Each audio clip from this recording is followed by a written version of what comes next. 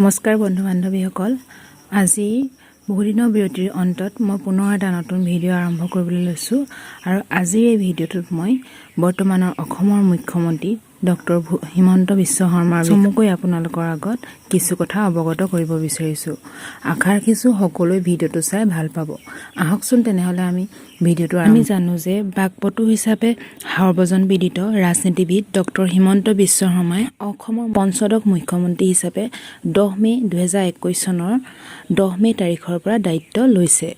আৰু তেখেতৰ জন্ম হৈছিল 1969 চনৰ 1 ফেব্ৰুৱাৰীত যোৰহাটত।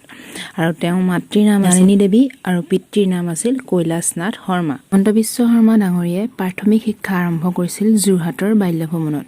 1979 চনৰ পৰা কামৰূপ একাডেমীত তেওঁ শিক্ষা গ্ৰহণ কৰিছিল। আৰু 1985 চনত তেওঁ মেট্ৰিক পৰীক্ষাত উত্তীৰ্ণ হৈ কটন কলেজত কলা শাখাত শিক্ষা গ্ৰহণ কৰিছিল।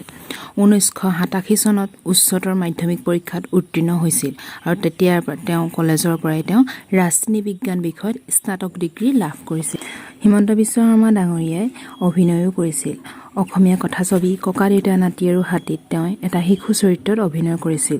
তেওঁ একেৰাহে 3 বছৰ কটন কলেজৰ সাধাৰণ সম্পাদক হিচাপে নিৰ্বাচিত হৈছিল। 1987 চনত কটনৰ সহকাৰী সাধাৰণ সম্পাদক হিচাপে নিৰ্বাচিত হৈছিল। 1994 চনত তদানীন্তন মুখ্যমন্ত্ৰী হিতেশ্বৰ শইকীয়াৰ পৃষ্ঠপোষকতাত কংগ্ৰেছ দলত যোগদান কৰি জাতীয় যুৱ কল্যাণ বিভাগৰ সদস্য সচিবৰ দায়িত্ব পালন কৰিছিল। গুৱাহাটী বিশ্ববিদ্যালয়ৰ পৰা ৰাজনীতি বিজ্ঞান বিষয়ত তেখেতে স্নাতকোত্তৰ ডিগ্ৰী লাভ কৰিছিল। আৰু সেই পৰৱৰ্তী সময়ত তেওঁ ডক্টৰেট ডিগ্ৰীও লাভ কৰিছিল। আৰু প্ৰথমবাৰৰ বাবে জালুকবাৰী সমষ্টিৰ পৰা 1996 চনত তেওঁ প্ৰতিদ্বন্দ্বিতা কৰিছিল। আৰু সেই প্ৰথমবাৰ তেওঁ পৰাস্ত হৈছিল। কিন্তু 2001 চনত ভৃগু কুমাৰ ফুকনক পৰাস্ত কৰি বিধায়ক হিচাপে তেখেতে নিৰ্বাচিত হয়। আৰু 2002 চনত তৰুণ গগৈ মন্ত্ৰীসভাত তেওঁ অন্তৰ্ভুক্ত হয়। এনেদৰে শৰ্মাদেৱে অসমৰ ৰাজনীতিত উজলি উঠিছিল। আৰু 2006 চনত পুনৰ নিৰ্বাচিত হৈ তেওঁ স্বাস্থ্য বিভাগৰ মন্ত্ৰীপদ লাভ কৰিছিল। আৰু 2011 চনত তৃতীয়বাৰলৈ বিধায়ক হিচাপে জালুকবাৰী সমষ্টিৰ পৰা তেওঁ নিৰ্বাচিত হয়। আৰু এই হিমন্ত বিশ্ব শৰ্মা ডাঙৰীয়াই অসমৰ স্বাস্থ্য বিভাগক এক নতুন মাত্ৰাও প্ৰদান কৰিছে। আৰু অসমত টেট পৰীক্ষা সম্পন্ন কৰাটো তেওঁৰ এটা অন্যতম সফলতা বুলি আমি সকলোৱে ক'ব পাৰি।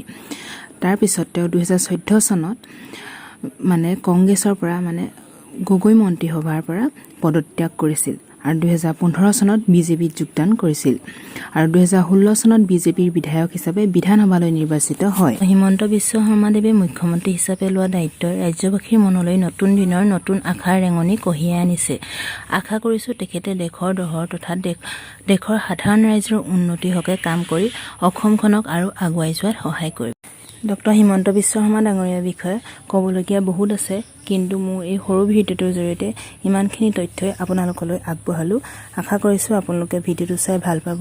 আৰু আজিৰ ভিডিঅ'টো মোৰ ইমানেই। ধন্যবাদ।